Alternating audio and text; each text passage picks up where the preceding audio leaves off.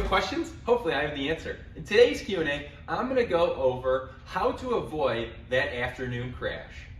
All right, let's get into it. So the afternoon crash, we all know the feeling, right? Usually it happens between noon and 3 p.m. after we've had lunch, we're at work, or just kind of lounging around the house, whatever the case may be, and we find ourselves doing this. Dropping our head, closing our eyes, looking around, hoping nobody saw us. Most of the time somebody did, and then we feel embarrassed after. So how do we avoid this problem? The question was asked specifically, hey, how do I avoid this? I don't want to continue to have to consume more caffeine or go to more sugary foods. How can I get stable, balanced energy throughout this period of the day? So there's three things that we're going to want to look at. First, we're going to want to look at our sleep from the night before. Second, we're going to want to look at what we're eating beforehand. And then the third, we're going to look at how much caffeine or other stimulants we've consumed prior to this point in the day. I'm going to break all three of these down so you guys have a good takeaway when you're done watching this video. First thing, sleep. So sleep is the most important. If you're not sleeping and consistently sleeping well, you may experience this, and it may even come earlier in the morning. So what to do if you're not getting consistent sleep?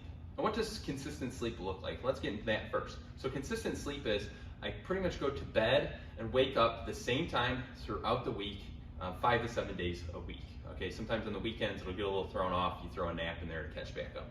But you want to make sure that it's at least consistent in that amount, and then we want to be getting restful, good sleep, at least 7 to 9 hours a night. So if we're not doing those things, how can we get better at it? First, and where we start all of our clients here at EarthFIT, is develop a sleep schedule. Develop a sleep routine. Actually consciously think about it. So a quick example would be, hey, I drive home from work. On the way home from work, I know I'm having some magnesium to kind of cool me down. Then I'm going to turn off my phone, electronics 2 hours before bed. I'll unwind in bed reading a book, making sure that if I do have to go under any lights or TVs, I have blue blocker glasses on, so I'm nice and kind of mellowed out before bed. That's just an example. Your coach can kind of help you, guide you along what your individual sleep routine would be, but the point is, develop a sleep routine, consciously think about it. That will automatically help you start to improve your sleep. So that's step number one, review the sleep from the night before or the week, leading up to that.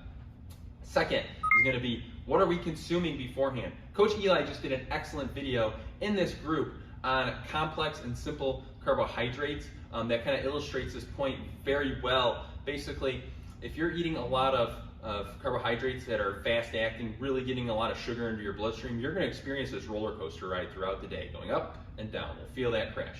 So if you're consuming these a lot in the morning prior, those sugary carbohydrates in the morning prior to when you're getting the crash, or maybe it's from lunch before, you may want to consider swapping those out for a more balanced source. You can go for more protein, or fat. That's going to give you more stable energy throughout the day, or a carbohydrate that is lower on the glycemic index is also a good way to do that. You just simply look up glycemic index, look for carbohydrates that are on the lower end. Anything below 50 is not going to spike you up and give you a crash afterwards. So that's a little tip on that. And then third and final, we want to look at what kind of stimulants or what kind of caffeine were we consuming beforehand throughout the day. Similar to foods, if we are consuming high amounts of stimulants early in the morning or before this crash happens, we're going to be riding a roller coaster all day, right? The more caffeine you have, the more drastic this can get. And then you're just drinking caffeine just to feel like you could stay awake. So I would strongly recommend starting to scale back on that. If you are a heavy coffee drinker beforehand, that could be the reason for this crash. So start scaling back so we can get more stable energy throughout the day.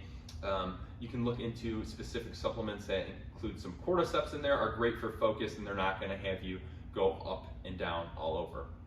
So that is it for how do we avoid that 1 p.m. crash, that afternoon crash that so many of us have. Again, you're going to look at three things. We're going to look at the sleep. If we don't have good sleep, we need to start developing a sleep routine right away.